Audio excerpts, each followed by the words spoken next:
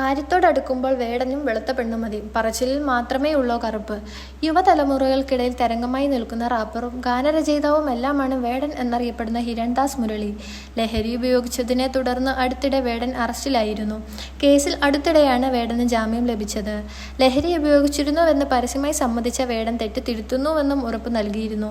കഴിഞ്ഞ ദിവസം വയനാട്ടിൽ നടന്ന സർക്കാർ പരിപാടിയിൽ അതിഥിയായി എത്തിയപ്പോഴും തന്റെ ദുശീലങ്ങൾ ആരും അനുകരിക്കരുത് എന്നാണ് വേടൻ ആവർത്തിച്ചത്.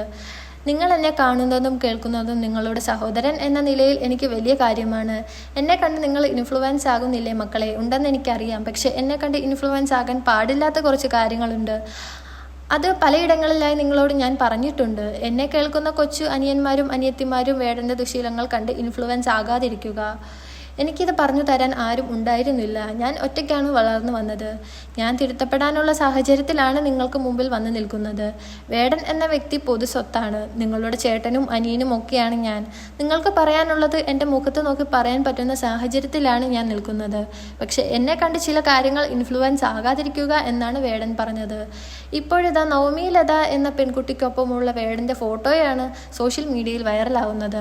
വേടൻ്റെ പ്രണയിനിയാണ് നവമി ലത എന്ന പേരിലാണ് ഫോട്ടോകൾ പ്രചരിക്കുന്നത്. കൂടാതെ വലിയ രീതിയിലുള്ള പരിഹാസ കമന്റുകളും വേടനെതിരെ കമന്റ് ബോക്സിൽ നിറയുന്നുണ്ട്. വർണ്ണവിവേചനത്തെക്കുറിച്ച് നിരന്തരമായി സംസാരിക്കാറുള്ള വേടൻ പങ്കാളിയുടെ കാര്യം വന്നപ്പോൾ വെളുത്ത പെണ്ണിനെ തിരഞ്ഞെടുത്തുവെന്നാണ് വിമർശനം. കാര്യത്തോടടുക്കുമ്പോൾ വേടനും വെളുത്ത പെണ്ണ് മതി, പറച്ചിലിൽ മാത്രമേ ഉള്ളൂ കറുപ്പ്. പോക്കറ്റ് നിറയ്ക്കാൻ അതിനുള്ള ലൊടുക്ക് നമ്പർ മാത്രമാണ് കറുപ്പിനോടുള്ള വേടന്റെ സ്നേഹം. കറുപ്പിന്റെ മഹത്വം ഘോരം ഘോരം പ്രസംഗിക്കുന്ന എല്ലാവരും വെളുത്ത പെണ്ണിനെ കിട്ടാൻ എന്തെങ്കിലും ചാൻസ് ഉണ്ടെങ്കിൽ കറുത്ത പെണ്ണിനെ അവഗണിക്കും. കറുപ്പിനെ ആയുധമാക്കുന്നവരും വെളുത്ത പെൺകുട്ടി കൂട്ടുകാരി. കറുപ്പിന് ഏഴഴകും ബാക്കി വെളുപ്പിനായിരിക്കും അല്ലേ? ഇങ്ങനെയൊക്കെയാണ് കമന്റുകൾ. വിഷയത്തിൽ പ്രതികരിച്ച് ബിഗ് ബോസ് താരവും യൂട്യൂബറുമായ സീക്രട്ട് ഏജന്റ് എന്ന സായി കൃഷ്ണയും രംഗത്ത് എത്തിയിരുന്നു. നിറം നോക്കി പ്രണയിച്ചുവെന്ന് പറയാൻ കഴിയില്ലെന്നും മറ്റെന്തെങ്കിലും കാരണവും പ്രണയത്തിലായതിനു പിന്നിൽ ഉണ്ടാവുമെന്നും സായി കൃഷ്ണ പറഞ്ഞത്. പ്രണയം വേടൻ എവിടെയും ഒഫീഷ്യലായി ഡിക്ലെയർ ചെയ്തതായി എനിക്കറിയില്ല. റിലേഷൻഷിപ്പ് സ്റ്റാറ്റസ് എന്താണെന്നോ ഇത് തന്നെയാണോ വേടന്റെ പ്രണയിനി എന്നതിലൊന്നും വ്യക്തമായില്ല. അടുത്തിടെ വേടന്റേതായി പുറത്തിറങ്ങിയ പാട്ട് കാമുയ്ക്ക് വേണ്ടിയുള്ളതാണെന്ന നിഗമനത്തിലാണ് ഒരു വിഭാഗം ആളുകൾ.